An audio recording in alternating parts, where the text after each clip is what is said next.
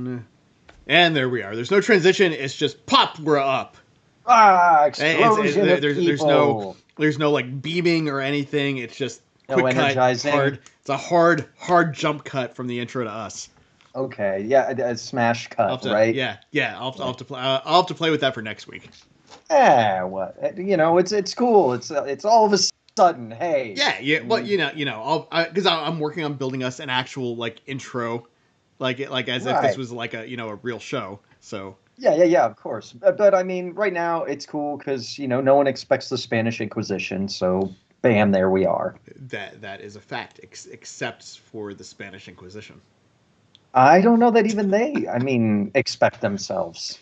I don't know.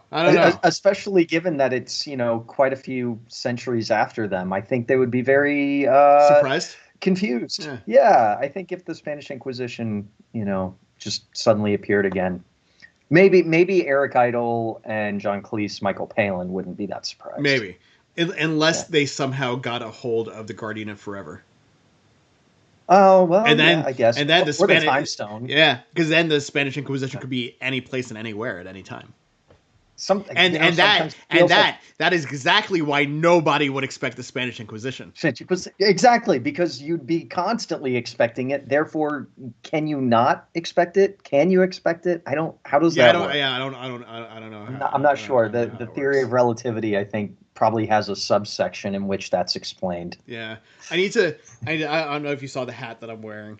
But yes, no, I've seen that hat many a time. I've never seen you wear it. I need to adjust the antenna a little bit and change this from the tick to say like Andorians or something. You could also get a little bit of string and then pull it out, and then you can just kind of like make the antenna move. I have to do it from the inside with like a floss or fishing wire or something. Well, yeah, so it comes down your shirt, and then so you can't just see put it in your pocket, and then you can't tell. Yeah, I do cool. know from research earlier in the season that all of Jeffrey Combs' lines had to be ADR. Because the mechanics to make his antenna move were so loud. Did they fix that eventually? I don't know. Maybe. Huh. I don't know. That's kind of like recording any of these shows. We have to go back, do post ADR because looping, right? Looping, loop group. Yeah. So how are you this week? That exciting, huh? Another birthday, another year. Can't do anything. Oh, so, yeah, that's right. But, happy birthday! Thank you. But I did, as you know, I got my PS5. It wasn't supposed to get here until the 8th, but it showed up on my birthday, so I can't be angry about that. Got yourself your own birthday present. It worked out. Right. So we were talking about this a little bit on the previous stream, but right now, like I've got a few games that were available through the PlayStation Network. Or PS Plus or whatever they call their version of it. But I've really only been playing Spider-Man because like that's like it's stupid, but like that's the reason that I bought the PS5 was so that I could play Spider-Man Miles Morales. I know there's other games coming eventually that I want for it, but this was like the game where I was like, okay, that's why I'm buying the PlayStation. There's not much out on the PS5 right now that you can't get for any of the other consoles anyway. I mean, you can even get Miles Morales on the PS4. Yeah. Graphically, it's probably a little subpar compared to what's on the PS5. I was watching you play, and the graphics just look updated. They don't look like that significantly better. Shiny? I mean, they're shiny now? Shiny, yeah, exactly. They've got a nice glisten to them. I mean, honestly, I haven't done a side-by-side comparison, but I played through Spider-Man early on in the pandemic is when I finally got around to picking it up. And it looks just like, like an update. It doesn't look like a upgrade. It just looks like an update. Right. But the gameplay is some of the most fun gameplay I've had on a console game in a while. So yeah, and I mean, you kind of have to imagine that like most of the games that are coming out right now that are coming out both on the Xbox One and the Series X, the PS4 and the PS5, they're they're going to look better, but they're not going to look as good as some of the games that are going to come out next year that were made specifically for these next gen systems that they didn't where they don't have to worry about dumbing down the graphics for the previous gen stuff. Yeah, I mean, I'm not too up on what's out on the Xbox Series X as far as exclusive content, but for the PS5, the only things that I know I'm really excited about whenever I do pick up a PS5 is Miles Morales and Demon's Souls, both of which are, well, Miles Morales is technically a new game, but it's only about 8 hours long, so it's like a longer DLC Yeah, I almost. mean, like games I'm looking forward to this year, like Oddworld. I haven't played an Oddworld game Mm, in a long time, but Soulstorm looks really good. yeah. Outriders, I don't know how I feel about Oh, that. Like it looked okay, but eh. maybe Far Cry 6. Oh, But wow. Okay, that's gonna okay. be out on both, so that's not Yeah. really a thing. But Giancarlo Did you ever play Blood Dragon? yes, yeah, that was Yeah. fun. Giancarlo Esposito is the bad guy in this one, Oh, all so right. All right. that should be fun. Um, but other than that, like I think most of the games are multi-platform that I'm actually Hmm. really interested in. Like Dying Light 2. Yeah. That looks really good. I got to see that at E3 a couple of years ago. I've been really waiting for that one. Waiting for that. Uh, How much did you like Dying Light 1? it was okay. Hmm. I never really got into it, but after being able to like get hands on with Dying Light 2, well, Hmm. not really hands on. By hands on, I mean I watched the guy in the demo booth play it. Demo. But that looked really good. Okay. Um, but yeah, like upcoming. Again, across platform, the Mass Effect Legendary Edition. Right. We were talking about that last week, I Yeah, think. I think Yeah. that's really about it. Ratchet and Clank, maybe Oh, like yeah. that Yeah, looks yeah, fun. yeah. But yeah, like I wish that they'd make a Jack and Daxter again. mhm. But that's kind of why I've been with the Xbox up until now was Hmm. because most of the games were that I wanted to play were available for either the Xbox or the PC and the PS4. So it didn't really matter. Like I was never really into the PlayStation exclusives, so it didn't really matter to me. Yeah. Yeah. But speaking about games though, tomorrow we are Hmm. going to be back on Twitch, and we will be building our characters for our new Star Trek Online campaign. Um, Yep. That's how we're going to celebrate First Contact Day. well, First Contact Day is actually Monday. It's the Is fifth. it Monday It's now, the fifth. It's the officially? fifth, not the Oh, fourth. Yeah, oh, today's the today's the third. third. Oh, okay. Okay. Okay. I Uh, thought today was the fourth. yeah, We're still, that's time how is we're like all celebrating. like. Yeah. But And yeah, that way yeah. we're not going to be streaming at the same time. First Contact Day will be streaming Right, things. right, yeah. Well, so speaking of First Contact Day though, what do you know about it? I know a lot. I'll just actually go ahead and post the link in the comments for anybody who wants to go check it out. But it looks really exciting. If you're a Paramount Plus subscriber, or if you just want to go to this website, you'll be able to get some of the stuff going on. But they're going to be doing a day full of panels, and showing episodes that celebrate the panel that picked them. Yeah, yeah, The yeah. 10 most greatest, I guess, the greatest first contacts in Star Trek history. The lineup of that consists of Little Green Men, which we watched last Mhm. week. That was fun. Let me see what else. The panels are really exciting. Actually, the panels are what I'm most excited about. Because you've got the first panel, it's a surprise announcement by Picard. Now, granted, I don't know if he's going to be in character or not, but Yeah. Patrick So Stewart if it's a is. surprise announcement, it's one of two different things that I can think of. That's what I was going to ask. What are your thoughts? Either that season two of Picard is going into production, Hmm. or um, maybe the Section 31 show. Mm. Mm. I mean, Picard season 2 was already slated to come out, so Yeah. I would imagine. But then again, having Patrick Stewart make the announcement, you would think that it has to do with Picard. My guess is actually that they're going to finally do the long-awaited Star Trek musical for Broadway. Mm, I can see They're, that. you know, they're gonna finally they after they who was it? oh God, Data. Brent Spiner. The act, Brent Spiner did his musical. You know, Yeah, we watched that yeah, together. yeah, The yeah. musical about why he decided to go into Picard and come back to acting. And I think they just loved it so much that they're going to hire Brent Spiner to write the music, and it's going to be a extravaganza. They're going to have Klingons battling to the death while singing traditional Klingon war There's songs. one. There is one more thing that it could possibly be. Okay, It could. it's not a musical. Well, I mean, it might be. But it could be a Star Trek X-Men crossover with Patrick Stewart Hmm. playing both Professor X and Picard Picard, and yeah, Professor X Card. and it'll be a musical. Yeah, and it'll be a musical. I think that has got to be it. I yeah, and Donnie can write the Yeah, music.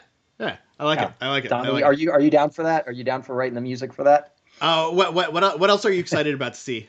Yeah, coming that they've got coming up. The panels. The last panel is actually going to be cool. It's the creators and Katie Mulgrew talking about their upcoming show. Okay. And then let me see.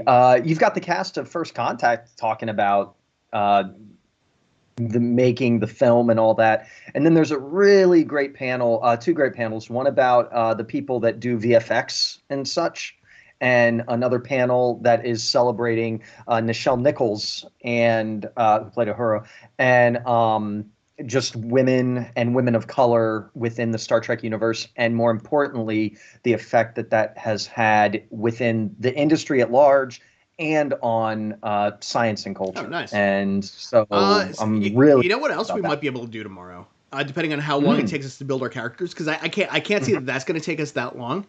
I believe First Contact is up on Amazon Prime. We Mhm. could do a Twitch watch along. Okay. Maybe I'll have to look and see if I can figure out how to Yeah. make all that work. We can make our characters while watching First Contact and creating music for the Star Trek musical. Yes. Yes. Yeah. Yeah. Yeah. Yeah. I'm good. I'm good. I think we just figured out our Yeah. Sunday. Done. Done That's deal. And yeah. we can make Gach. Yeah, okay, gah. Which shouldn't be too hard because it's just live Yeah. worms. Go out to the backyard Yeah. and just dig them up. It'll be fine. Yeah. I mean, I don't know where our backyard is, but I break up some concrete or Yeah. something. But It'll be yeah, fine. It'll sure. be fine. We'll find them. But yeah, the other cool thing, if you do click on the link that I posted in the chat, is that there is some really cool merchandise that they've come I up saw with. some of that. I might buy Cochrane ship. Cochrane ship, yeah. So there's Cochrane ship, and they've got some mugs and T-shirts and things like that. Also, there is what is it's Star Trek United Cares? Yeah, Star Trek United Cares. If you're on Twitter, which I am not, but if you are on Twitter and you hashtag Star Trek United Cares at any point during the day, during First Contact Day, starting at midnight, starting Pacific time. So I guess that would be what, 3 a.m. Eastern time, but starting at midnight Pacific time, going all the way to 11:59 Pacific time on Monday.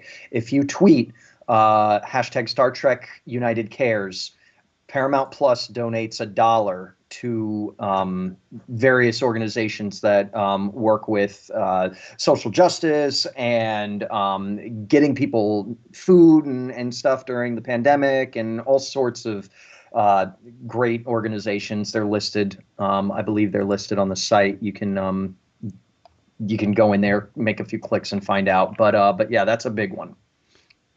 Which they did. I don't know if they did it last year, but they did a couple years back, and it did really well. Of course, Paramount Plus wasn't the one donating money at the time, but yeah. Speaking of Twitter, I think I found my new favorite Twitter account. Oh Yeah, yeah. I'm gonna have to post a link to this in the chat here. Previously, it had been the real Gul Dukat, who Mm. parodied Donald Trump tweets, and just like every time Trump would tweet something stupid, It was he Goldie Cod. would like change it slightly to make it about the Federation, Cardassians, and repose it. It was always great. Now there is a Captain Jellicoe account, and it's all like dad joke memes, and it's really good. It's let's see, Captain Edward Jellicoe. He called it. Let's see, his handle is ST Delta Shift. Okay. Let's see here.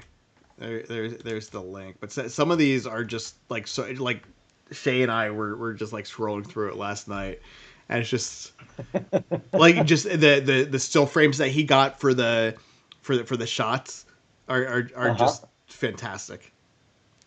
All right, I'll pull it up real fast. Yeah. You have to like the first few are good, but like at some point, just like keep scrolling down because there's some real gems on here.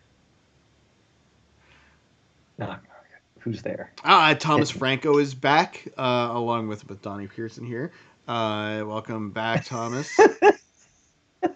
Taught him everything he knows. Oh God, I love dad jokes. Yeah. These are have to go crazy on that. These are great. That is a gem. That is a gem. Thank you, sir. Outside of First Contact Day, I don't think there's really much else going on this week in Star Trek stuff. I mean, it's a pretty big thing.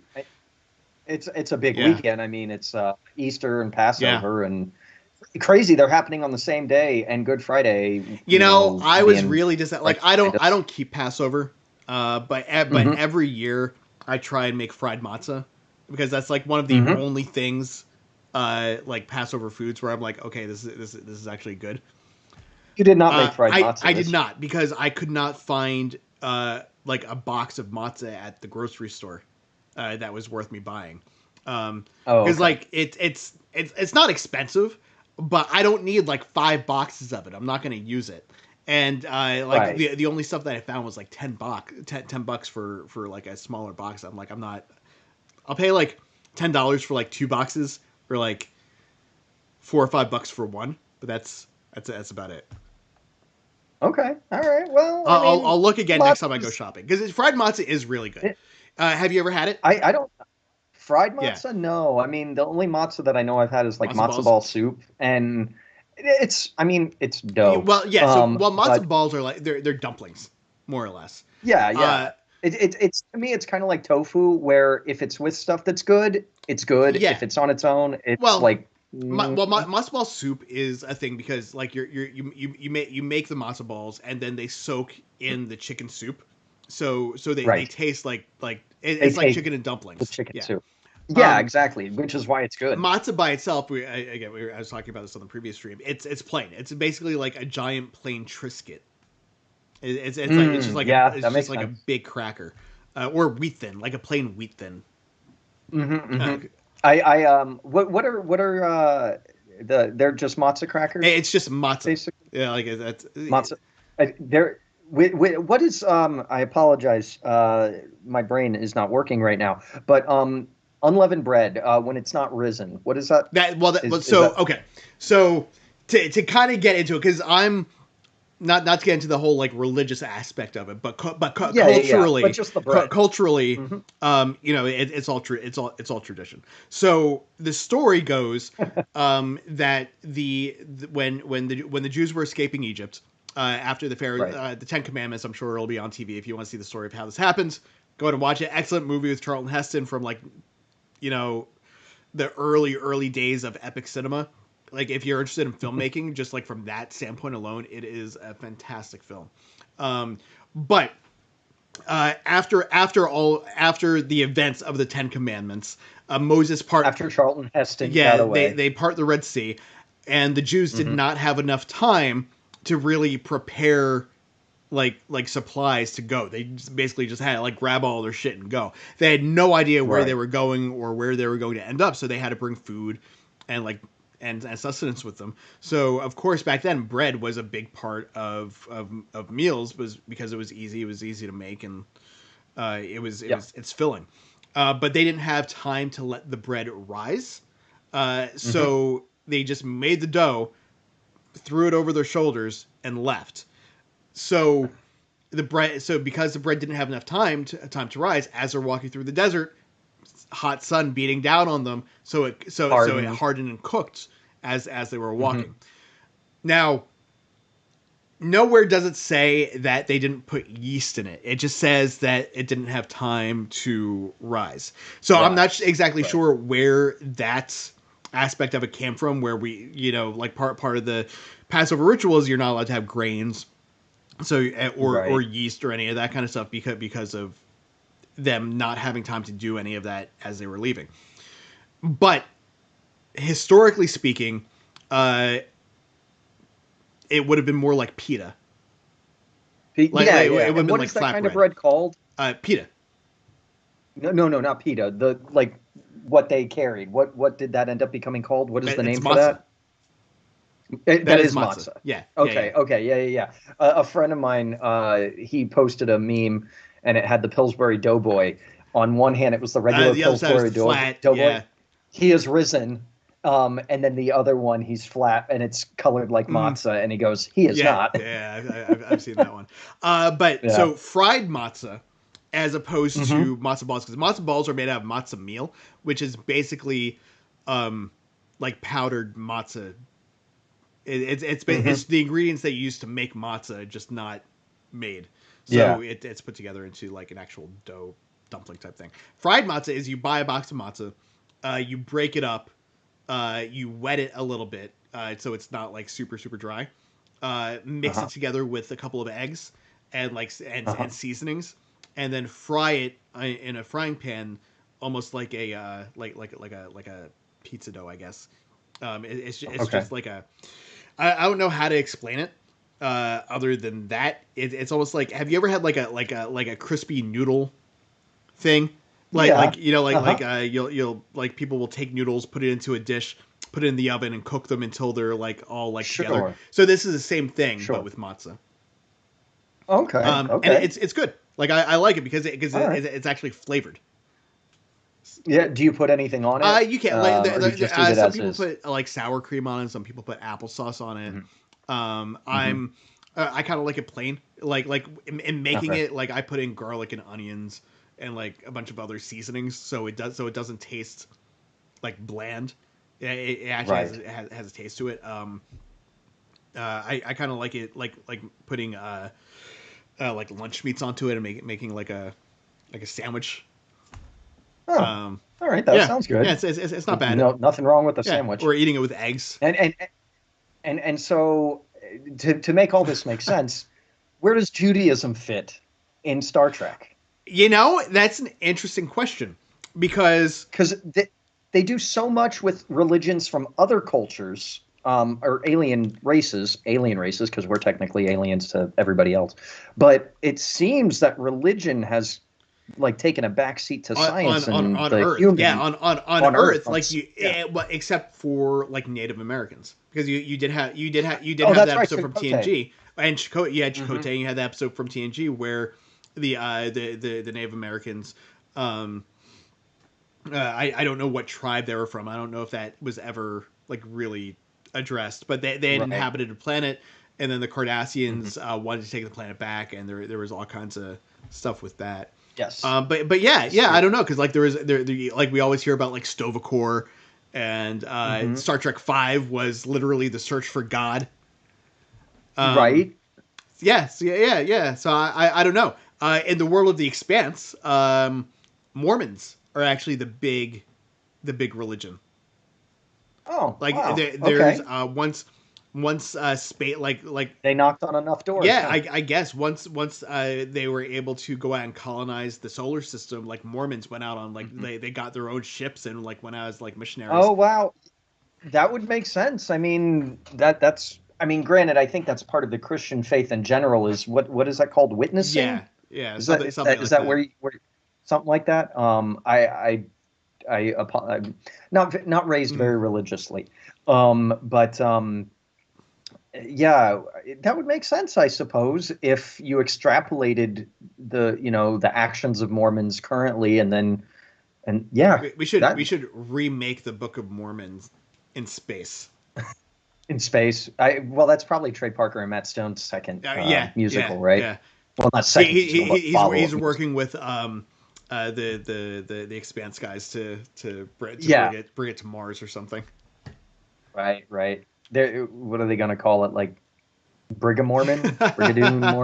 I don't know. I don't know. I Anyway, don't know. let's But I do love this musical thing we got going somehow. Let's jump into this episode. Okay, which has nothing to do with musicals Nothing or at Judaism. all. Nothing at all. No, Food, like we were talking about food. There is a little bit of food here in the beginning. there's a little bit of food, and I think I know we're not doing the spicy chickens challenge, but I think I have to do a spicy chicken sandwich somewhere. Yeah, you know, I'm in the mood for one. Going back to food, completely off topic again. I finished a jar of pickles that I had, and I'd bought like vegetables, pre-cut celery and carrots when I went shopping last time. So I took half of those and put them into the pickle jar. So now I'm waiting for those to absorb all of that because they were spicy pickles. So there's some spicy food there. But interesting thing about this scene, I should be able to pop this up here. I think the opening scene. Let me With the alien trader. Let me see if this works here. Yep, there he goes. So down here in the bottom left, you can see this guy here. It's Tom Bergeron, who I know from America's Funniest Home Videos and Dancing with the Stars. Okay. But I know he was an actor too, but I don't know anything that he was actually in outside of this now as an actor. As an actor, I don't. Yeah, I mean, I just remember him as America's Funniest Home Videos guy. Oddly enough, I always thought he was the better host. I love Dave Coulier, but I always thought America's Funniest. Oh, Bob Saget. That's right. But Dave Coulier did America's Funniest Pets. You're right. Didn't he? Yeah. It was the whole. The Full House trifecta. You had Bob Saget on America's Funniest Home Videos, Dave Coulier on America's Funniest Pets, and Jodie Sweetin on Pants Off, Dance Off. Of course, the classic. Pants Off. That was on. What was the other music channel that was competing with MTV? VH1? No, VH1 is part of MTV. Fuse? Sure. I think it was Fuse. That was a legit show of Fuse. Okay. Well, I mean, if somebody's going to make a show, you might as well call it that. Why not? I think that's the name of the musical. That's got to be the Star Trek musical, right? Pants Off, Dance Off? Yeah. But yeah, no, that's the only thing I know him from. But I always, Bob Saget was a fine host. But Dave Coulier, I always, because they were the competing shows, but not really, because they're basically the same thing. But I thought Tom Bergeron had much better timing with his sarcasm. Now, granted, Dave Coulier wasn't really being sarcastic. Tom Bergeron was really layered with his sarcasm, so it worked well. But then again, I mean, it comes back to that Weird Al song when he says, "I can only watch a guy falling off the roof face first right into a rake." It's like, yeah, I guess now they've got what is there's channels like fail channels dedicated. With the rise of YouTube, America's Funniest Home Videos kind of became irrelevant. Because after a certain amount of time, they just basically started just plucking videos from YouTube because that's where everyone would post those things instead. Yeah, everybody, and then there's so many. The best ones are the skaters. I love watching the skateboarders. One of my favorites is the dude, the guy who's on a skateboard bringing coffee back from somewhere. And just like and ends up tripping and falling. The coffee just goes everywhere. And then there's another one. This is actually Mythbusters. Tori Beleche. He was doing something on a bike and just missed what he was doing and just like face planted. Like the bike is going straight and then it just flips up and over. Like, obviously, I hope that all these people are okay. So why didn't they do that at the beginning of the episode? Oh, God, of course, I hope so. I mean, I'm sure some of these people went to the hospital.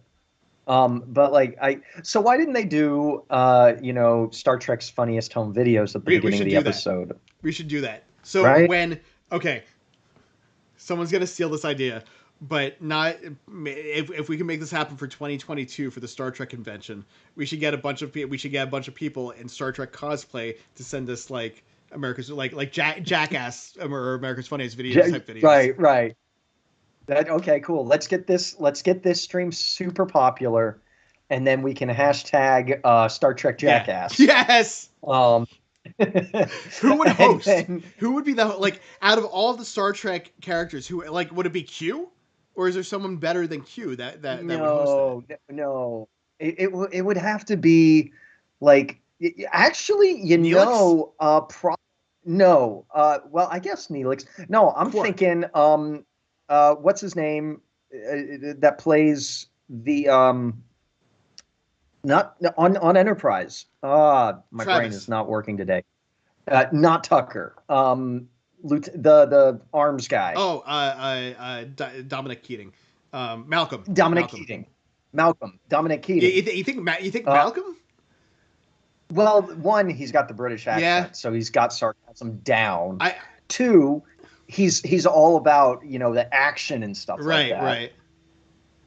Based on his character. Man, I don't know. Although, I mean, Archer might be a good pick for that too. Yeah, I guess Archer. But that was who I was thinking though. But when you said Neelix makes sense. Or Tuvok would be hilarious. Just deadpan Vulcan. Wait, no, doing it. I'm dumb. You know who it needs to be? Tuvix? No, it needs to be Joe Piscopo. and Data. Joe Piscopo and Data co-hosting it. And Data. That's it. All right. That's it. That's it. All right. I think. All right.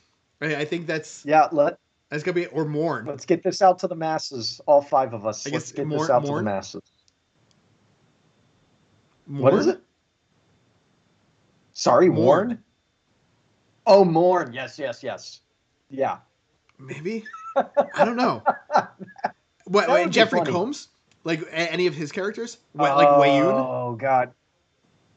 Yeah. Wait, no. If it was Jeffrey Combs, it would have to be I'm losing Shran. It would have to be be Shran because just because of how he talks about like pink skins and is constantly making fun of people. Shran. I think Shran is Shran or what's his name? The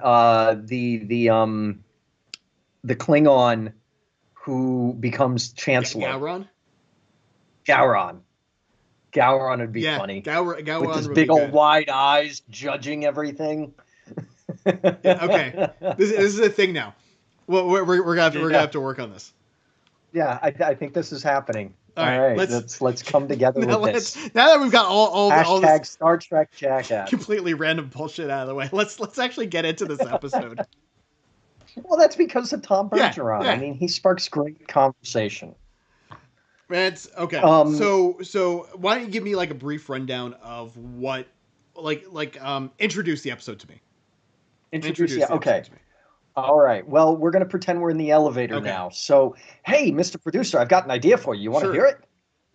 Okay. So, I've got this idea about the next episode. So, we've got the crew. They're talking to this trader, and the trader, he's got knowledge of some place where they could get pots. They go to get pots. Turns out that the people don't want him to take the pots, help them build some pots. So, they're like, okay, we're going to help you. Why are you so mean and mysterious to us? Turns out they're all ghosts. No, not ghosts. Holograms. Eh? But two of them, they're real people. And one of the guys made all the holograms because he feels guilty that he killed them all. This sounds like an episode of Deep Space Nine. What? I wonder if that's how Scott Bakula felt when he was all excited about the episode, and then Renee Auberjonois said the same Simpsons thing. did it. Simpsons did it. Actually, probably Simpsons did. So I'm sure. Okay, so this episode was fun. There wasn't really anything super special about it. Like we just said, Shadow Play on Deep Space Nine. Like I didn't remember that episode at first until you brought it up.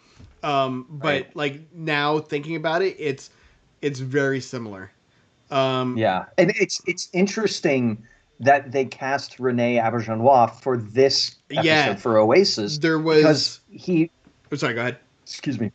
because he was the main focus. One of the main focuses in Shadowplay on that episode in DS9. Yeah, and now that I'm thinking about it, because I'd mentioned that Discovery had kind of lifted the idea from this episode too. I don't want to ruin season 3 of Discovery for anyone if you haven't seen it, but there's a storyline. I mean, there's like throughout the entire season, there's kind of a storyline that kind of lifts ideas from this episode. Right. But also, so instead of doing a one-off, they were just like, okay, we're gonna run with it. Yeah, sort of. But now thinking about it too, there was also an episode of Next Generation that was like this as well. There was the planet that random alien species had destroyed, but there was the one guy that had like the Q-like powers or something. Yes. That had remained behind on that planet because he felt that he was responsible for it being destroyed. So he made his wife. He made his wife, but there was nothing else there, and he just he just made it seem like his everything was being destroyed except for his house, like as a like a way of paying penance or something. Penance, yeah. Because it's interesting the amount of civil beings that they actually come into. When I think of Star Trek, I don't think of like Omega level mutant type people. Right. But I mean, they've got that guy. They've got the whole Q continuum. There's Trelane from the original series, the Guardian of Forever from the original series. Yes. The guy that was God at the end of Star Trek Final 5. Frontier. Yeah. So interesting story about. Have you read any of the Star Trek novels? No. So there is a series. I don't think I have it here, but there's a Q Continuum trilogy. And they actually explain where that guy came from. Oh, do they? Yeah, it's so kind of, what's the answer? It's kind of interesting. It's Q's fault. Oh, really? Q gave him the powers? Didn't give him the powers. He brought him into the galaxy. So like the galactic barrier that they were trying to break was created by the Q Continuum to keep him there. Oh, to keep that guy there? Yeah. Because that guy was so powerful, they couldn't risk him doing. And then he ended up destroying the planet anyway. Right. Yeah. Gotcha. Yeah. So it was kind of interesting. It was fun. It was a fun series. But nobody with powers like that are in this episode. No. I don't know if we get people with those kind of powers in Enterprise.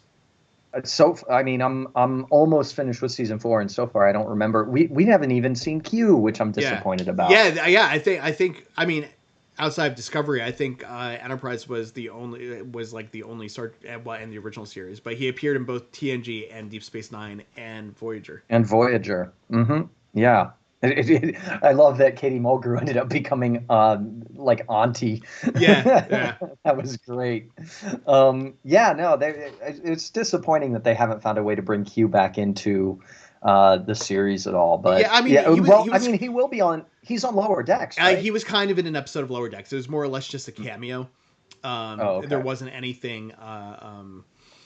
Like no big storyline. Like a big storyline. Yeah, it was just like you've seen Family Guy, right? So like Family Guy does like the one-off like random cutscenes. It was that kind of a thing. It was that. Gotcha. But that's basically the episode. It's, as you were saying, you said it's a fine episode. Yeah. So let's kind of go through the characters, because I don't really know how else to talk about this episode, because it's like the plot is really super simple. The Tom Bergeron tells Archer and Trip about this ship that they could possibly salvage for spare parts to help for supplies to fix some of the problems that they're having with their ship. No major issues with their ship, just various supplies that they can restock on. But he's like, but it's haunted. Ooh. They go, they don't see anyone, and then all of a sudden, she appears. I don't know. Right. And Liana. Yeah. Is the character's name. And,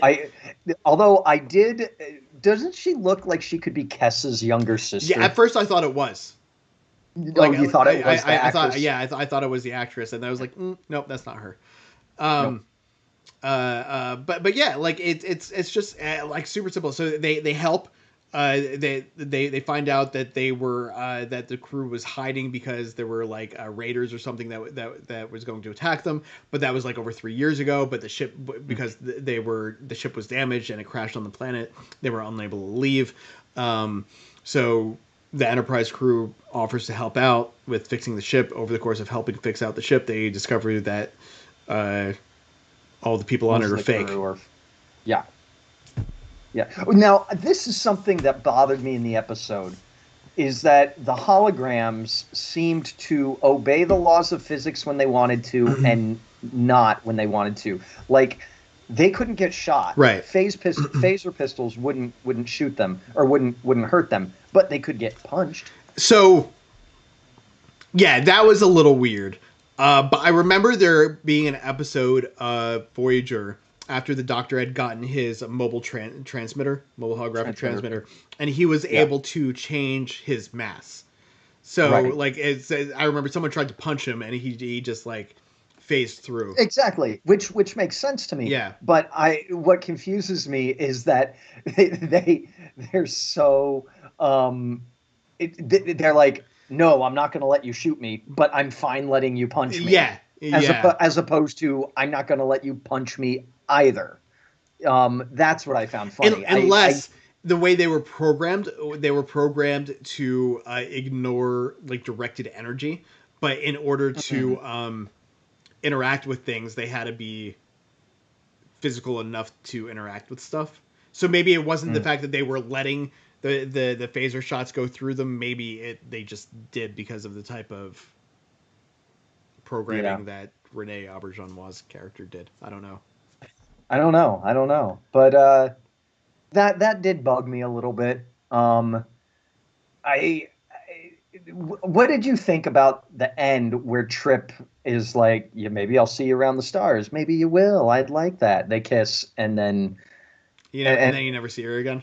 And then you never see her again. It reminded me of something that bugged me in Voyager, where everything okay over there? Yeah. I'm trying to find a clip. My microphone is in the way of the monitor though. Oh, so gotcha. We were inside, look around that side. In my mind, there was like a mouse running around or something, and you were just like, "Hey, what's going on over there?" Or maybe a cat walked in. It reminded me of something that really bugged me in Voyager, where there was the episode, I think in season 1, where they came across, or maybe in 2, where they came across the planet, and a couple Ferengi had gone through a wormhole and ended up on that planet. And so they became the prophets. And then Voyager crew ended up apprehending them and putting them, on Voyager. And so in my mind, I was like, oh, cool. We might end up having a Ferengi episode. I thought they got sent back through the wormhole. They tried to get sent back through the wormhole, didn't they? But it didn't work, right? No, this was because I remember the episode of Next Generation where this happened. It was they thought they had found a stable wormhole, and the Enterprise and the Ferengi were both trying to get to it. The Enterprise, like it was Geordi and someone else, they were going to test it, but Geordi was like, I don't think that's such a good idea. This wormhole isn't as stable as it appears. Through. But the Ferengi went through, and then they got stuck on the other side. And that's the Ferengi that they find in Voyager. Yeah. But I think and I think it was the same thing here. I think Voyager was trying to get back through the wormhole, but ended up sending the Ferengi back. Did they? Okay. Yeah, I think I remember them sending the Ferengi back so that they could they were like, we're gonna go through, but we're gonna send you guys through first because we don't want you fucking anything else up over here on the side. Oh wait, no. Didn't they apprehend the Ferengi, but then the Ferengi broke out and took a ship or something? Maybe. Man, it's been a while. It's been a while since I've seen that episode. I have to rewatch that episode. For some odd reason, my memory makes me think that they were just living in one of the quarters and never came out. No. Like if that had happened, they probably would have been playing with Judy from Family Matters. Family Matters. Family Matters. She just went up to her room to play one day and never came back. never came back. Yeah, it was like she was a character and then she wasn't. Yeah, because like later on in Voyager, we had like the Borg that they had saved, and like they would show up every once in a while. Yes, yeah, they came up in a couple episodes. The other thing in Voyager that, Graham, we're getting off topic, but it makes sense because they're voyaging, is how there would be main enemies, arch enemies, and then once they got so far past a quadrant, or not a quadrant, but an area, they'd be in the past. They'd be behind them, and they didn't bother following them or anything. But back to this episode. Um, the there's not much in it. It's a fine episode. It I wish really that they had have played more with the haunted thing. Yeah, like I think it would have been fun if they were ghosts, Yeah. or or if the crew hadn't died, and instead they were like not ghosts, but like kind of like that one episode of Next Generation where Geordi and Ro got like phased out of existence. If some if, like like they were shot as they were entering the planet's atmosphere, and because of the type of weapons that this alien race was using, it interfered with like the electrical charge in the outer troposphere and caused it caused the people on the ship to go out of phase while keeping the ship in this dimension. So they phase in and out of that reality. Right. Yeah. So that could have been fun. That would have been cool. And then once Voyager realizes what's happening, the Enterprise. Well, there is an episode like that later on Enterprise, not Voyager, Enterprise. There is an episode like that later though, when you've got Archer's dad's old friend comes on board with his daughter, and it turned out that his son was caught in a transporter accident. And so, I mean, we'll get to that in a couple. Yeah. So there is kind of an episode where they do take that idea, but it would have been cool. I guess my idea for this episode, if they were to actually go the route, was something to do with the planet itself. Actually, like, you can't die, but if they left the planet, they would die, kind of thing. Right. Which I feel like Star Trek has done that too. Yeah, maybe. I don't know. Yeah, I don't know. Like that sounds like a thing that sounds familiar, but I don't know. I don't know like from like where. Somehow they as they were entering, they actually died, but the planet has some sort of effect where if you're within its atmosphere, you're kept alive somehow, and maybe it's not real life like you and I, but it's kind of like that guy who burned the whole planet, but he recreated his wife with his magic. Right. So it's kind of like that. Yeah, I don't know. I don't know. It felt to me like a big letdown when it turned out, oh, they're holograms. It felt like they did that simply to layer in how far along technology could go even at this stage in the game, to set things up for later.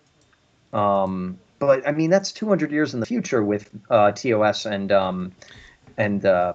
yeah, I get. Well, it's 200 years with Next Generation. Yeah, yes, 150. But I mean, it's interesting because we get introduced in Enterprise. We get introduced to holodeck technology, hologram technology, because the second episode or third episode or whatever it was, where Trip got pregnant, they had that. But then in Discovery, we see the how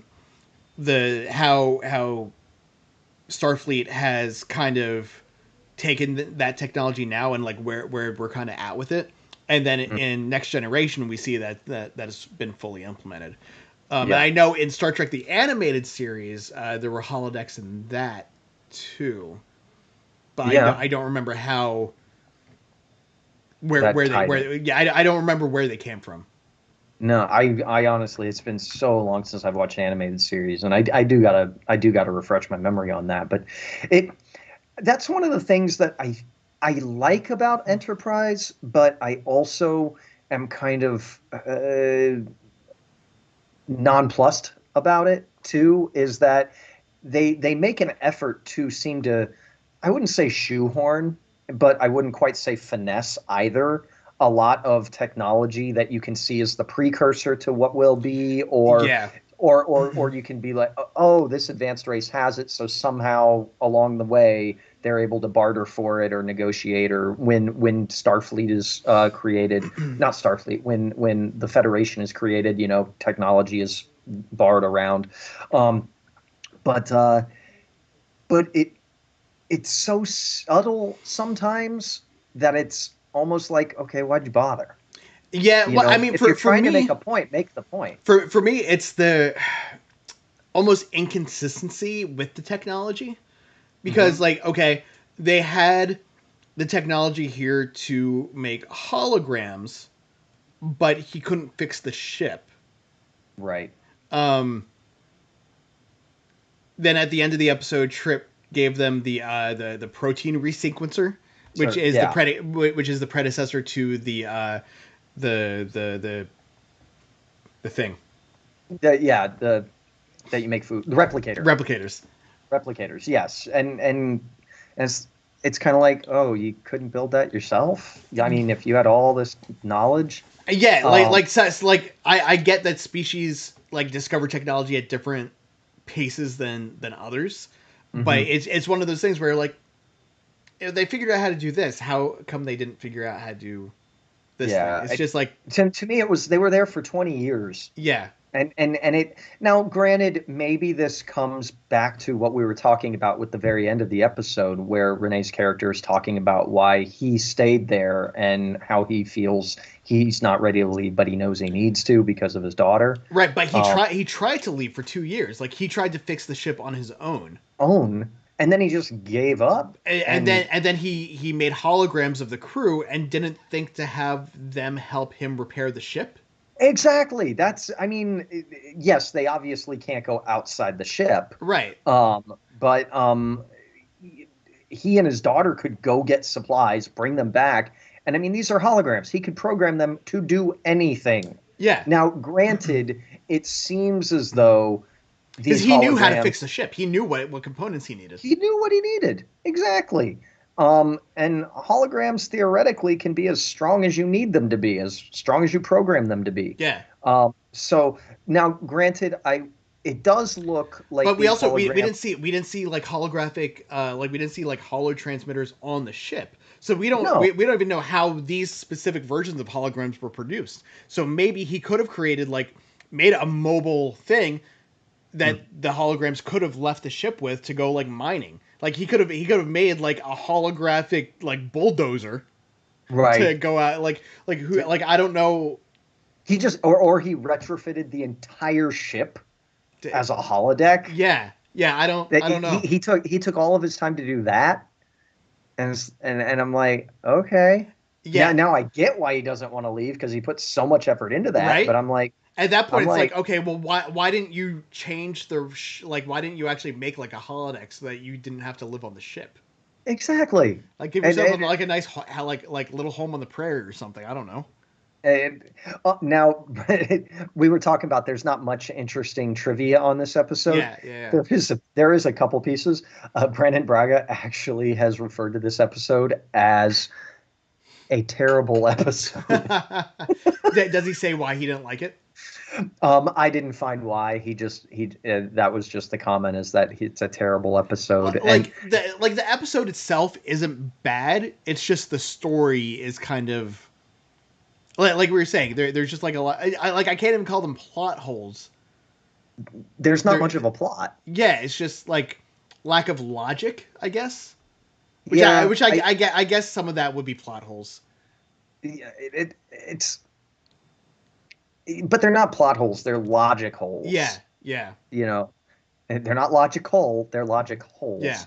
Um, but it's it's one of those episodes that you watch it and you're like, okay, this is fine, but then you don't think about it afterwards. Like there's nothing from this episode that this is of all the episodes we've done so far, this episode has no bearing on the rest of Enterprise. Yeah, and like the other thing that's kind of bizarre to me is just like how they went about, like, oh no, we can't tell them that the rest of these people are holograms, and like we can't let them find out, blah blah blah blah blah. Right. They could have just said, we're fine. Yeah. I don't get why the secrecy. Like, if he didn't want to like, leave, why did he agree to let them help fix the ship? Fix the ship. They could have just said, no, thank you very much. Go chill over in that pond over there. Yeah, like he could have easily lied about how far away their home was, and just been like, like it would take us too long to get home. There's no point. We've already made a life for ourselves here. Here. It's not, it's not great here, but if you guys could provide us with some supplies so that we can make it a little bit cozier, great. Mm-hmm. But otherwise, see ya. Yeah. I guess the only reason I can justify the secrecy is maybe like because the eugenics war was not too long prior to these events happening. Maybe there's like holograms are kind of not looked at favorably. I don't know. But they're holograms. I mean, they don't talk about that. Yeah. But now, granted, this is more sophisticated hologram technology than we see the humans having at this point. Right. So maybe he's nervous about being exploited or something. I guess really you have to buckle down on his whole, like, trying to see things from his point of view. His point of view, in that he's paying penance. Yeah. For killing his crew to save his daughter. Which technically is not his fault. I understand that, but again, at the same time, it's like, okay, well, why were they hiding? Like, why did they have? Well, like he had to have known that after all this time, the raiders that had chased them there 20 years earlier were gone. Gone. So it's why hide the life signatures on the ship? And risk having people like the Enterprise or like Tom Bergeron, like go down to be like, oh, hey, look, a derelict ship that is just here. I can scavenge this. Because if there were life signs on it and they could see that it was active, then maybe they would just get a hail and people would be like, hey, what's going on? You need any help? They would see all the holograms hanging out in the background and be like, no, we're good. Yeah. And the whole setup with Tom Bergeron being like, the ghost ship or whatever. He doesn't quite say ghost ship, but he alludes to it. And it's like, what happened to him that made him think it was a ghost ship? Because not a damn thing happened to any of the crew that if I was a member of the crew down on that ship, I'd be like, oh my God, this place is haunted. Unless they react to different people differently. Maybe because the Enterprise was humanoid, or maybe he saw one of the holograms like walk through a wall and be like, "Hey, don't touch that shit." Yeah, okay, maybe that happened, but like, and then he was just like, "Oh, I'm gonna leave. I'm wacky trader." Woo!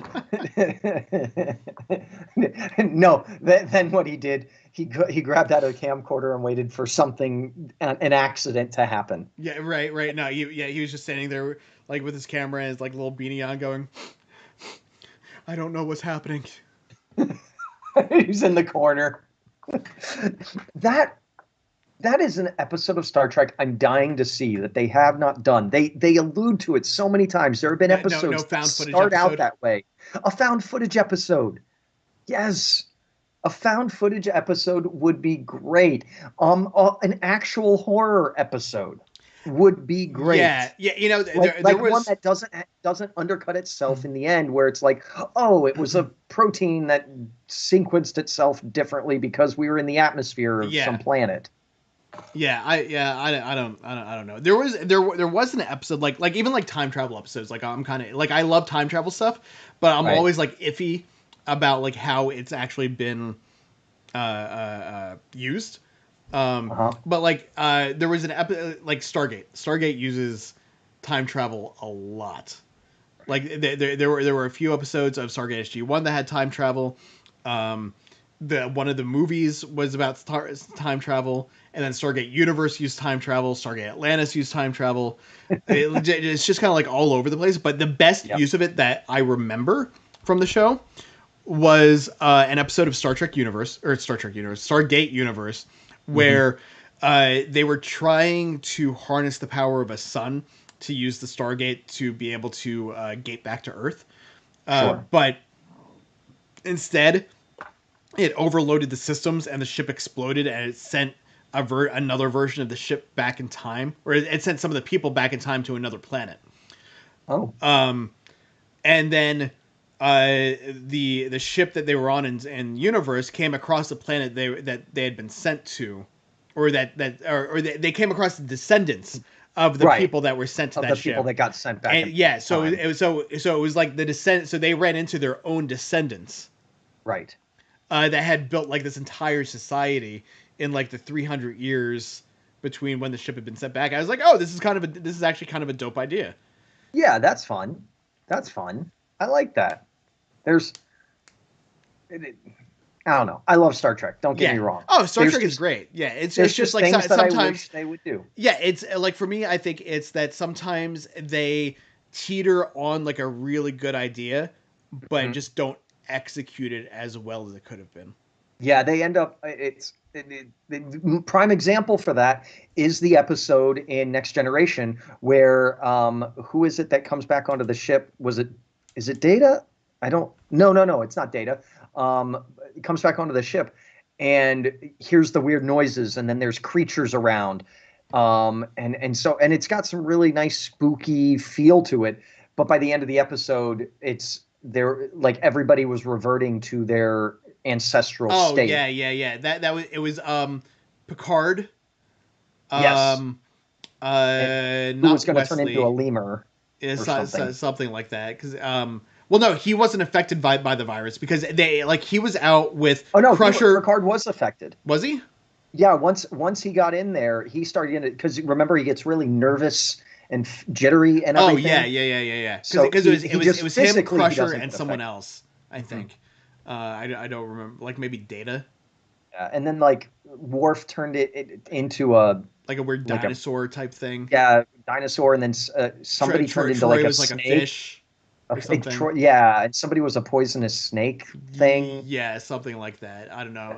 But I think my favorite episode like that though was where there was like some kind of an accident, because they were in like some kind of like temporal area of space where there were a lot of like temporal rifts. So like over here, time was moving a little bit faster than it was over here. And everyone on the ships were frozen because of like an explosion that was happening, but there was like a couple of Romulans who were figured out how to like get onto the ship without being frozen along with everyone else. Yeah. So but it wasn't Romulans. It was like another species that lived in this like weird antimatter stream or something. Oh yes. Oh, okay.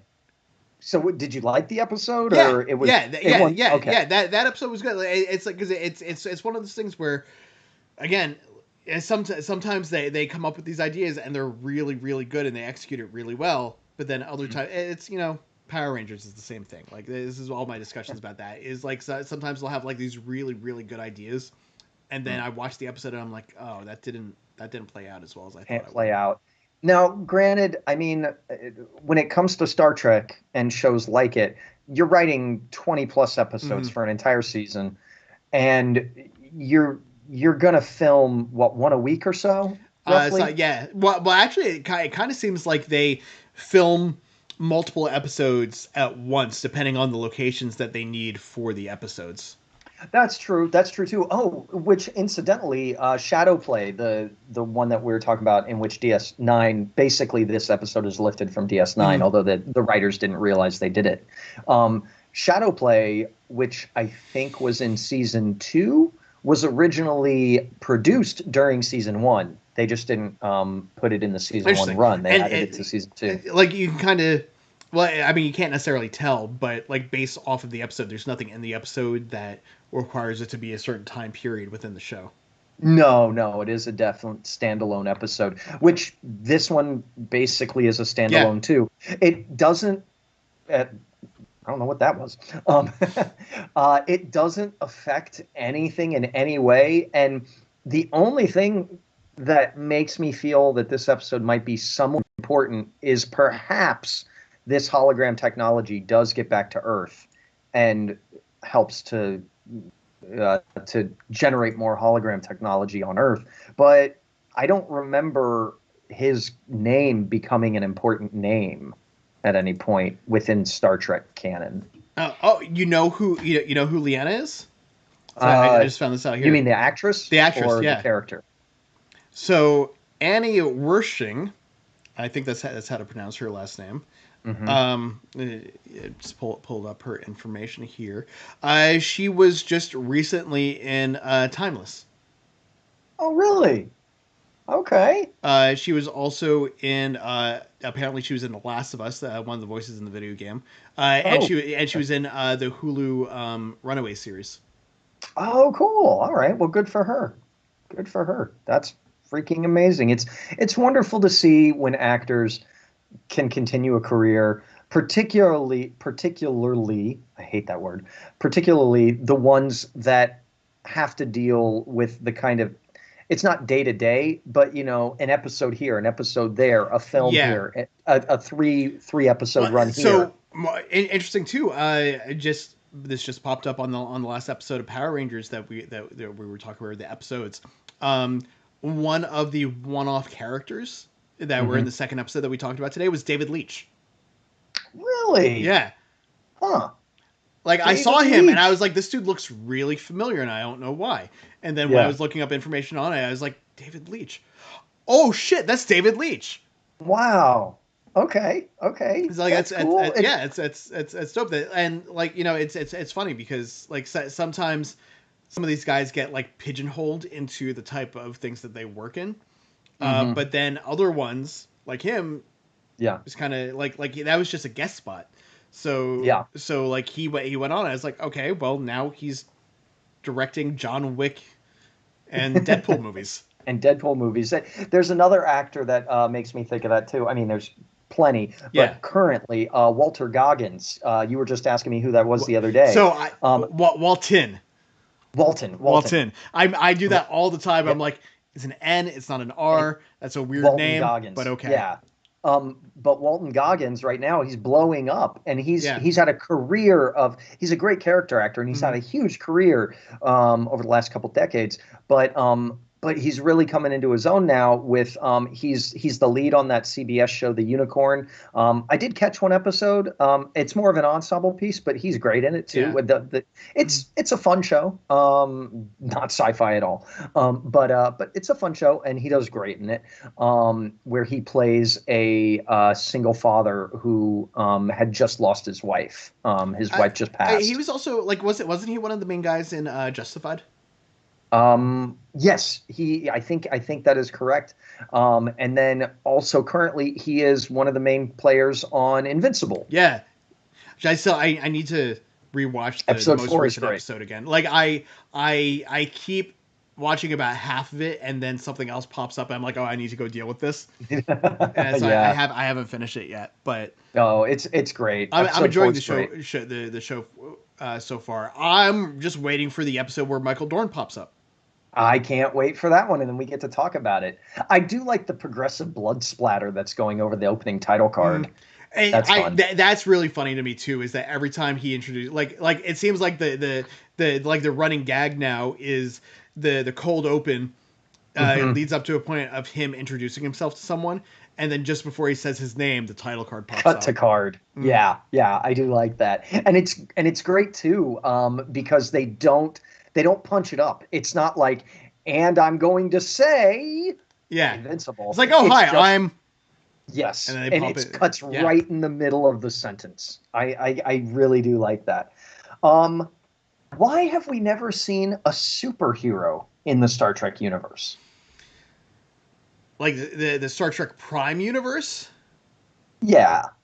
Like, I mean, because like we were talking with the Q level, Yeah.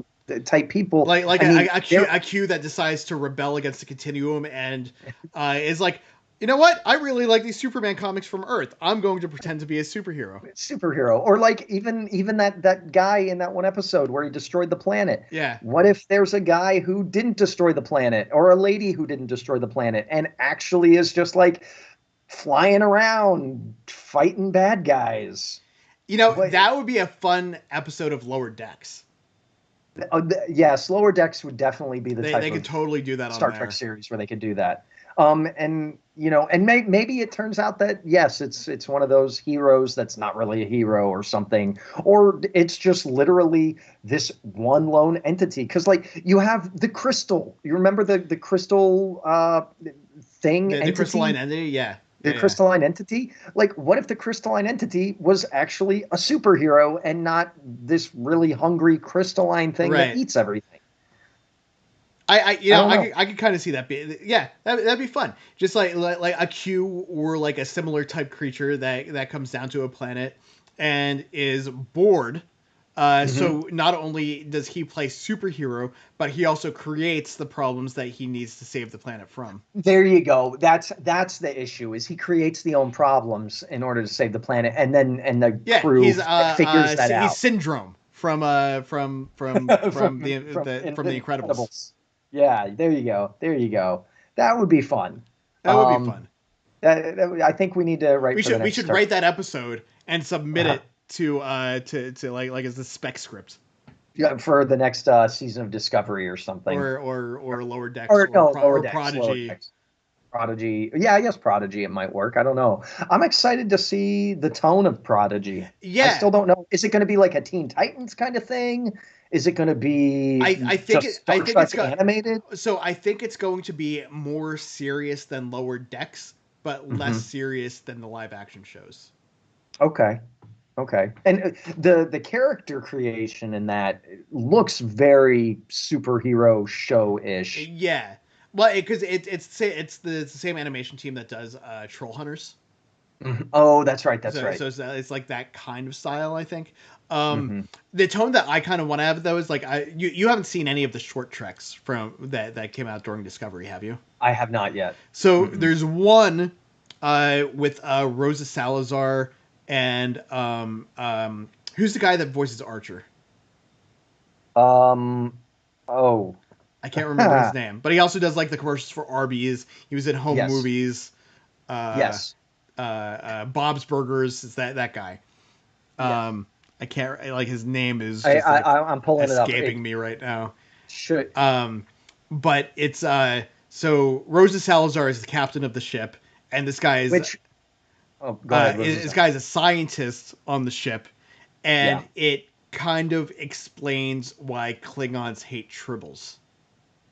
Oh, okay. Okay. That's cool. I like that. I I feel like I've seen that episode. Maybe I have seen that. It's like 10 minutes maybe. It's not animated, right? No, it's live No. action. Yeah. It's not. It's a short trek. Yeah. Yeah. H. John Benjamin is John H. Benjamin. no H. H. John. John Benjamin. H. John Okay. Benjamin is Yeah. Archer. And while we're talking about Archer, real quick, I know we're probably gonna end the stream soon, but gotta give shout out to Jessica Walter who passed away this last Yeah, week. man, I didn't know that she was also the voice of the mother in Dinosaurs. Dinosaurs. Mm-hmm. I had no idea. Yeah. And she was also apparently the first live action Marvel villain to appear on screen. Oh, that's right. That's right. And that was that in Doctor Strange? Yeah, the Yeah. 1970s Doctor Strange movie. Hmm. Up until that point, in any of the live action stuff, they never actually used any of the official Marvel villains in any of the TV shows. Oh. Huh. Was there a reason for that? Rights issues? They just didn't want to I pay don't know because like the 70s Spider-Man series didn't Mhm. use any of them. Right. The Bill Bixby Hulk series didn't have any like true Marvel villains in it. Right. Um, and the Sentai Spider-Man show didn't have any Marvel villains in it. Spider-Man. So yeah, I don't know. It's an interesting, like, why did they do this? I don't know. I just pulled up the running order of what episodes will be happening on Monday for First Oh, Contact great. Day. So starting at 9 in the morning Pacific time, so I guess that's noon Eastern time, you will have from Star Trek the original series, season 1, episode 18, Arena. Star Trek Lower Decks, season 1, episode 1, Second Contact. Star Trek Deep Space Nine, season 4, episode 7, Little Green Men, one of our favorites. Star Trek Short Treks, season 2, episode 6, Children of Mars. Then I think that'll be about when they take a quick break. Well, not a quick break. They'll take about a 3-hour break and they'll go into the panels, which we discussed earlier. And then once the panels are done, which are about 3 hours, they'll finish it up. You've got Voyager season 4, episode 1, Scorpion part 2, Discovery season 2, episode 2, New Eden, animated series season 1, episode 7, The Infinite Vulcan, Enterprise season 1, episode 6, The Andorian Incident. So Jeffrey Combs has some representation in this. TNG season 4, episode 15, First Contact, and ending it out with Picard season 1, episode 8, Broken Pieces. Interesting. So it's a pretty good lineup there. It highlights all the first contacts. Incidentally, there is one of the panels that highlights second contacts. That's the thing with Lower Decks. So the main ship from Lower Decks is responsible for second contact. Right. So like that's their whole thing. Yeah, I think the panel is probably pulling on that. What's funny about Little Green Men though too? Just talk about that for a second, just because we would watch that last week before we started playing the game. I really enjoyed in the beginning because that we were talking about time travel. Right. That's time travel episode, but it also did a quick reference to the Bell Riots episode where Cisco traveled back in time to 21st century. And became Gabriel Bell. Yeah, that's right. Oh, I just thought that was funny because like Nog is there like, doesn't this look like Cisco to you guys? Cisco to you? Yeah, whatever. It's people look like people all the time. All humans look the same. Humans. I do love the way that they say humans. That is funny. Any last thoughts? I don't think so. I mean, this was. I felt like this was an average episode. There was nothing special about it. Nothing stood out. I didn't go, oh my god, that was so good. Nothing from this episode is going to carry forward to any other episodes. No. I'm probably gonna forget what this episode was in 3 weeks. It exists. Like I think that's the best that I can really say about it. But it's also the worst that I could say about it. So what would you rate it? 3?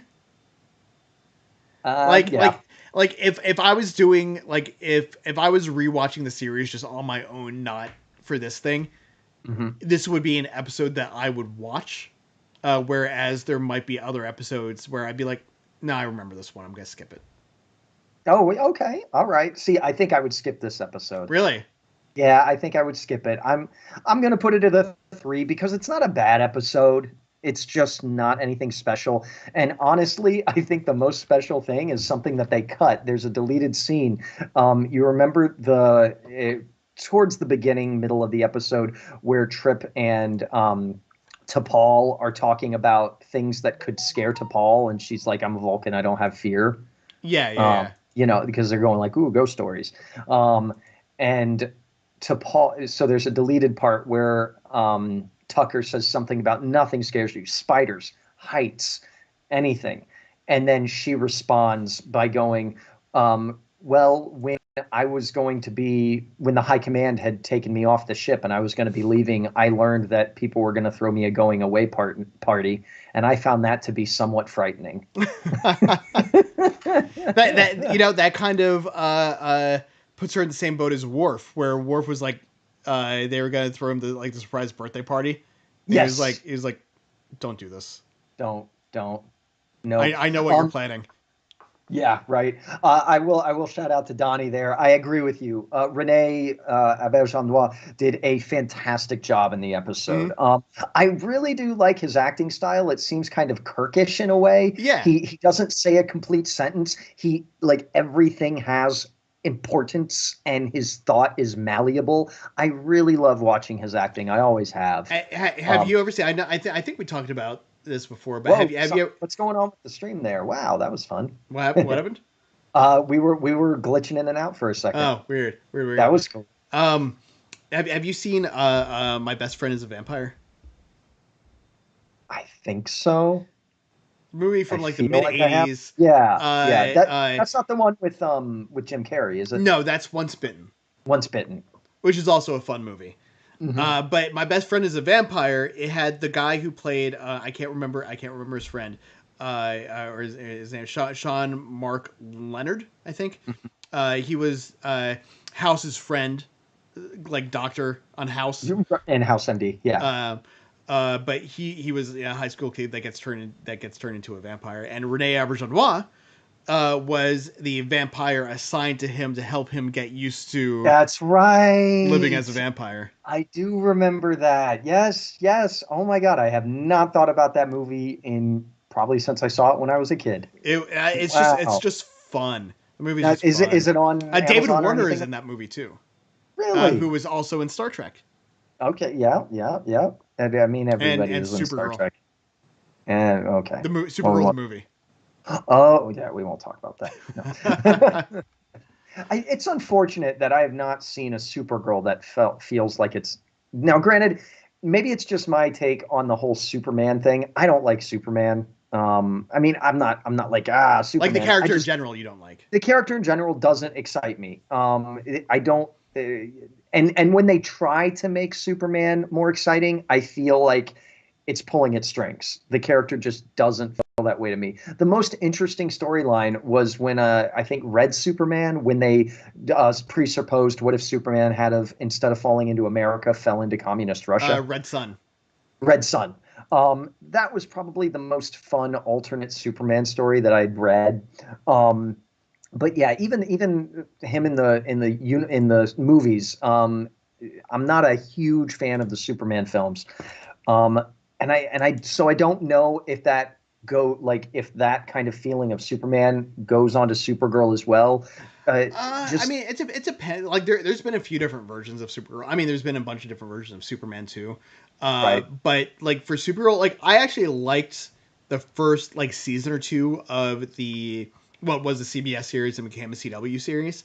But Yeah. once it moved over to the CW, like the CW has a habit of turning all of its DC shows into Dawson's Creek Yes, that's what I or like didn't One like Tree about Hill. Supergirl. So I must have not caught it when it was on CBS. That's The exactly what I didn't like. it's Same and reason I'm not a big fan yeah. of the Flash and the Green But again Arrow. with the flat with Green Arrow, I never really got into that one.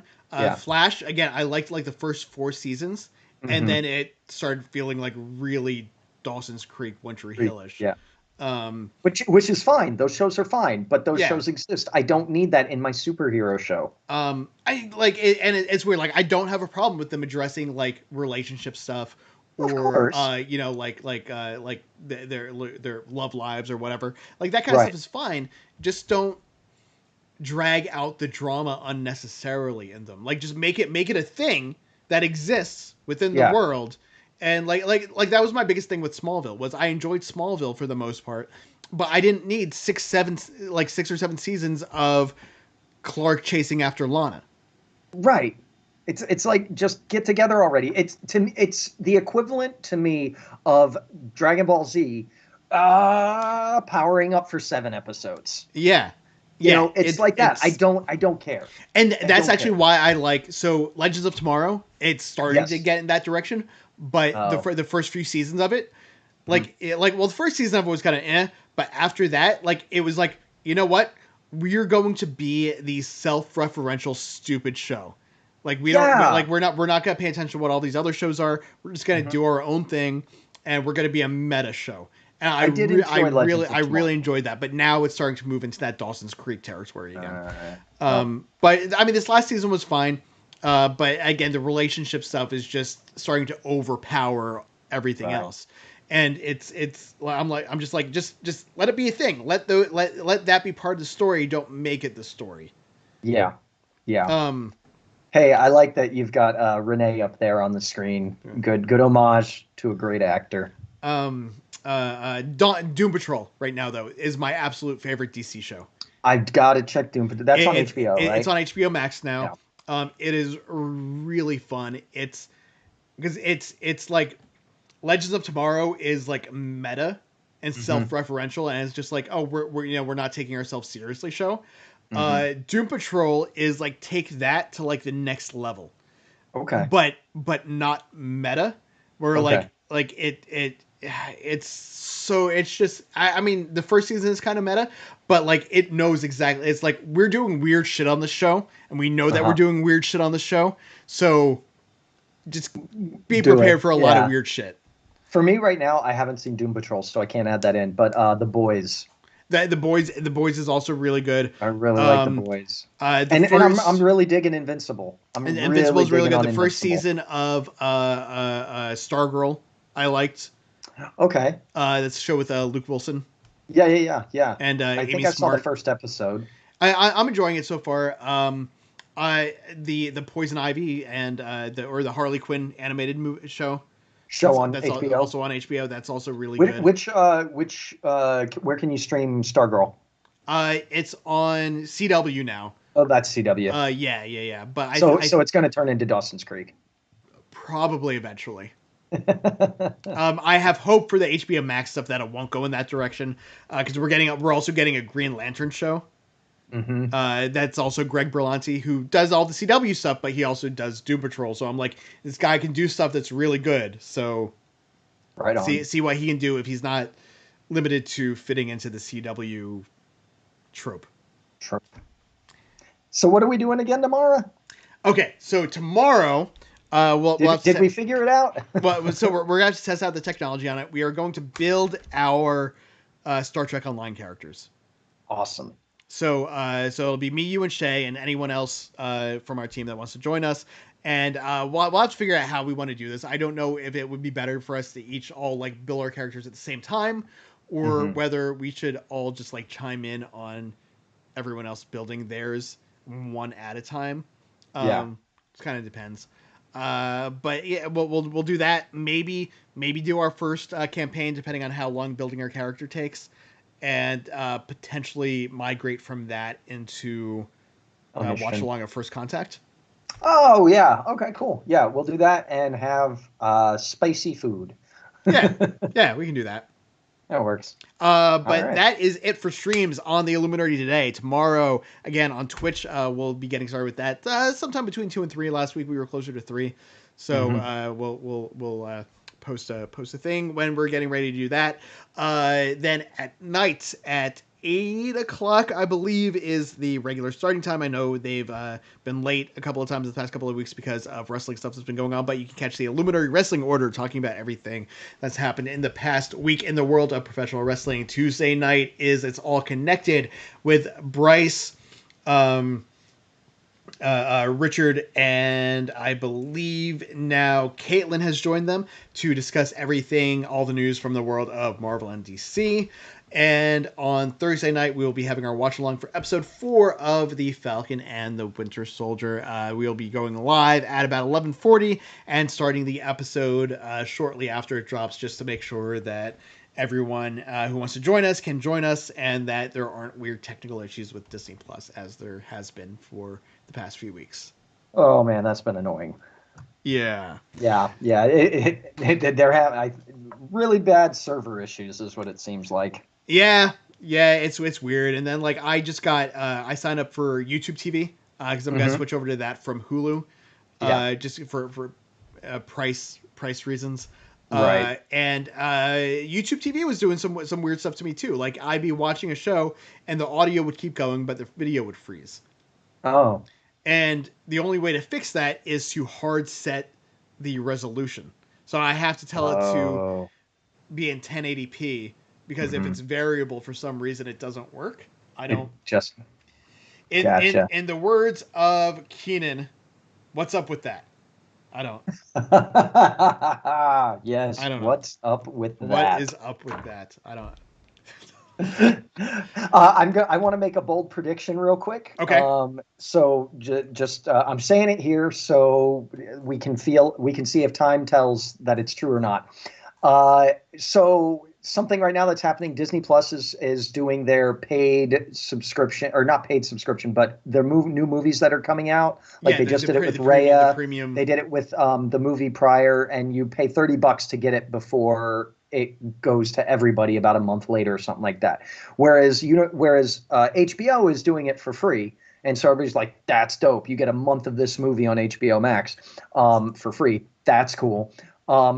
Whereas Disney, you got to pay $30 to get it early.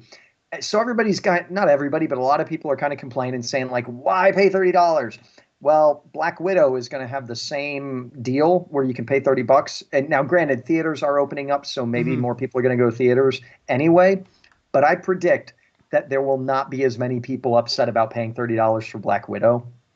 It's going to be one of those like, It's just to me that's just such a bizarre gripe. I understand it for people who would go see the movie by themselves. Like if I was going to the movies by myself, I would only be paying $8 to $15, maybe $20 if I was going to like a prime time, like really nice theater.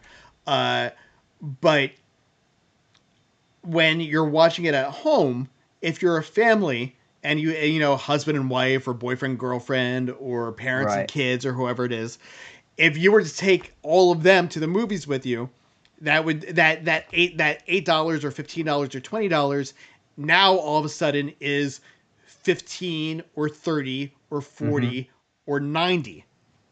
Like it's so absolutely. So paying $30 for a movie to watch on TV, not that big of a deal. Like to me, it's if you don't want to pay it, don't Just pay wait. it. But why? Other people are going to pay it, honestly. And the thing is, they didn't make these movies for the streaming service. Right. Had they made these movies for the streaming service, then sure, that I would be like, yeah, no, this should be paid. This should be within my subscription fee.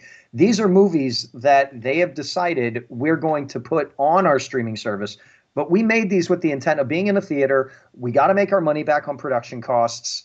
So, and nobody can go to a theater right now anyway. Yes, it's cool that Universal dropped Minions and a couple others, but people still had to pay for that. The only company that's done it is Warner Brothers with their HBO Max. And the only reason that they did it was because to push subscribers to HBO Max.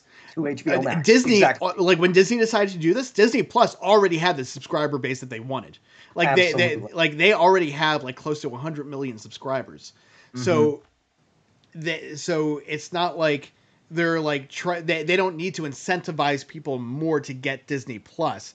Like the series, the Disney Plus original series, like The Mandalorian and all the Marvel shows, all that stuff that they're doing is already driving their subscription numbers. So all of the movies, theater movies that they're putting on the service are extra. Yes. Whereas Warner Brothers was like, we don't have the subscriber base that we need for HBO Max yet. So let's put these movies on there because if we're going to lose money, we might as well get subscribers for HBO Max out of it. Yeah, absolutely. Well, that's my prediction. Nobody's going to complain about paying $30 for Black Widow. I mean, it's the internet, so people are going to complain about it. Okay, virtually nobody. Yeah. I mean, compared to a minor group. Now, yeah, of course. Now, granted, maybe Raya is not as good of a movie. I didn't see it. I can't comment on that. But still, I think people are gonna with Black Widow. They're just gonna be like, no, I'll pay $30 for that. Yeah. I think a lot of people will. Yeah, but I do too. We'll see. I don't know. But yeah, so that will do it for us for this week. I already plugged everything else, so we will see you guys tomorrow on Twitch. Yes, sir. And I'm going to figure out which buttons I have to press. I'm going to keep rambling until I find